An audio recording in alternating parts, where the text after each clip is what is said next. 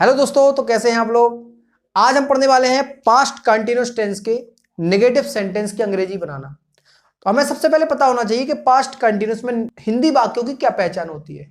तो हिंदी वाक्यों में यदि हिंदी वाक्य के अंत में रहा था, रही थी, रहे थे, इनमें से कोई एक पहचान है तो हमारा वाक्य पास्ट कंटीन्यूअस का होता है। या फिर वाक्य के अंत में खड़ा था, पड़ा था, बैठा था, लेटा था, बीमार था, पीड़ित था, इनमें से कोई एक पहचान है तो भी हमारा वाक्य पास्ट कंटीन्यूअस का होता है। और पास्ट कंटीन्यूअस के वाक्यों में काम जारी रहने की सूचना अवश्य मिलती है। ठीक है। पास्ट कंटीन्यूअस के हेल्पिंग वर्ब है बाज और वेयर। बाज का यूज किया जाता है आई और सभी सिंगुलर सब्जेक्ट के साथ, और वेयर के यूज करते हैं प्लूरल सब्जेक्ट के साथ, और वर्ब का आईएनजी फॉर्म यूज किया जाता है। आज हम पढ़ने वाले हैं नेगेटिव सेंटेंस। तो नेगेटिव सेंटेंस का स्ट्रक्चर है, सबसे पहले लिखना है सब्जेक्ट, इसके बाद बाज या वेयर हेल्पिंग वर्ब, इसके बाद नॉट, इसके बाद वर्ब का आईएनजी फॉर्म, इसके बाद ऑब्जेक्ट, इसके बाद अदर वर्ड और फुल स्टॉप। तो हम एक सेंटेंस लेते हैं। चंदर बाजार से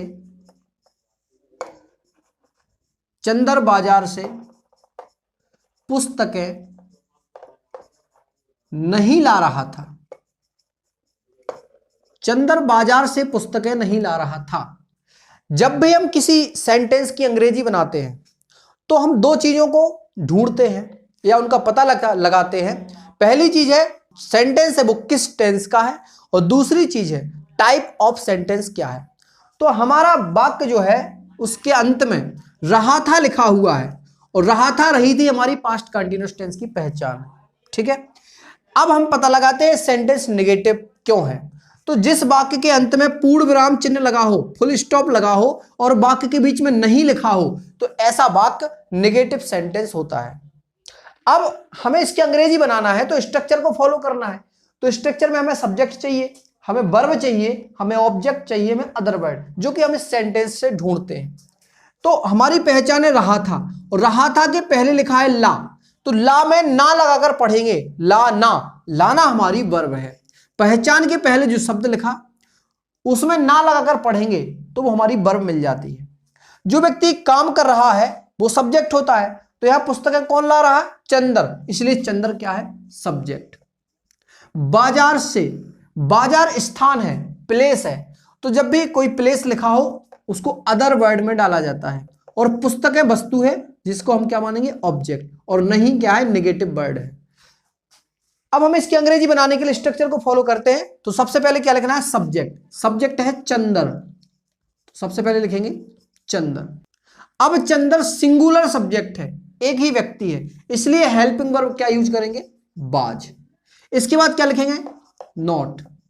इसके बाद वर्ब का आईएनजी फॉर्म, वर्ब है लाना, और लाना ब्रिंग मीन्स, ब्रिंग का आईएनजी फॉर्म क्या होता है? ब्रिंगिंग। इसके बाद ऑब्जेक्ट, ऑब्जेक्ट है पुस्तकें, पुस्तकें यानी कि बुक्स। इसके बाद अदर वर्ड, अदर वर्ड है बाजार से, from the market, from the market, और इसके बाद फुल स्टॉप। हम दूसरा सेंटेंस देखते हैं।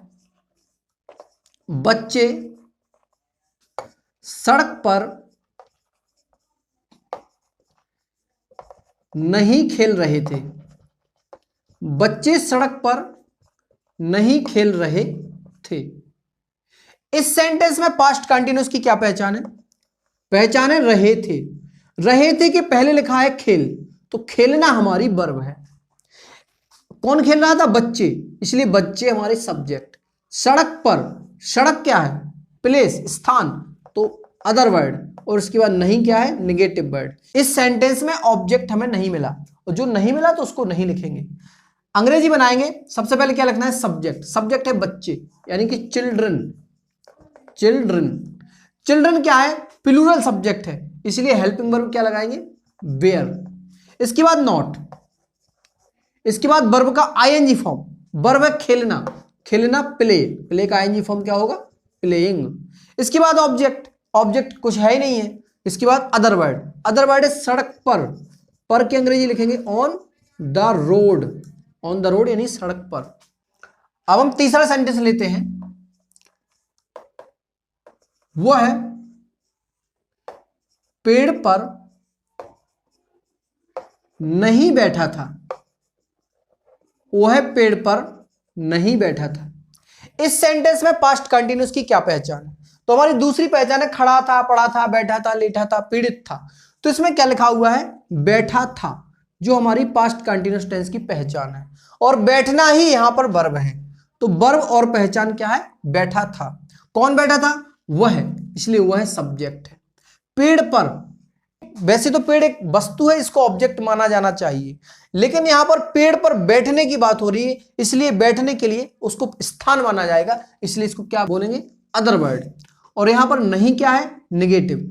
और इसको अदर वर्ड बोलने का एक और कारण है, जो हमारी वर्ब है बैठना यानी कि सिट, तो सिट इंट्रांसिटिव वर्ब है, अकर्मक क्रिया जिसके साथ ऑब्जेक्ट नहीं हो सकता है, इसलिए यहां पर जो पेड़ है वो हमारा क्या होगा? Other word. ठीक है, अब हमें इसकी अंग्रेजी बनाना है, तो सबसे पहले क्या लिखेंगे? सब्जेक्ट। सब्जेक्ट है वह। अब वह लड़का है या लड़की है, फेमिनाइन है या मैस्कुलिन है? तो वह बैठा था यानी लड़का की बात हो रही है, तो यहां पर मैस्कुलिन जेंडर, इसलिए वह की अंग्रेजी क्या होगी? ही सिंगुलर सब्जेक्ट है, इसलिए हेल्पिंग वर्ब क्या लिखेंगे? वाज। इसके बाद क्या लिखना है? नॉट। इसके बाद वर्ब का आईएनजी फॉर्म। वर्ब है बैठना, और बैठना सिट, और सिट का आईएनजी फॉर्म लगाने के लिए डबल टी करते हैं, उसके बाद आईएनजी लगा देते हैं, सिटिंग। इसके बाद ऑब्जेक्ट, इस सेंटेंस में ऑब्जेक्ट नहीं मिला। इसके बाद अदर वर्ड, तो अदर वर्ड क्या है? पेड़ पर, ऑन द ट्री। तो आज के वीडियो में हमने पास्ट कंटिन्यूअस के नेगेटिव सेंटेंस की अंग्रेजी बनाना सीखी है। आशा है कि आपको वीडियो पसंद आई होगी। अगर आपको वीडियो पसंद आई है तो वीडियो को लाइक कीजिए, दोस्तों में शेयर कीजिए और चैनल को सब्सक्राइब कीजिए। Thanks for watching.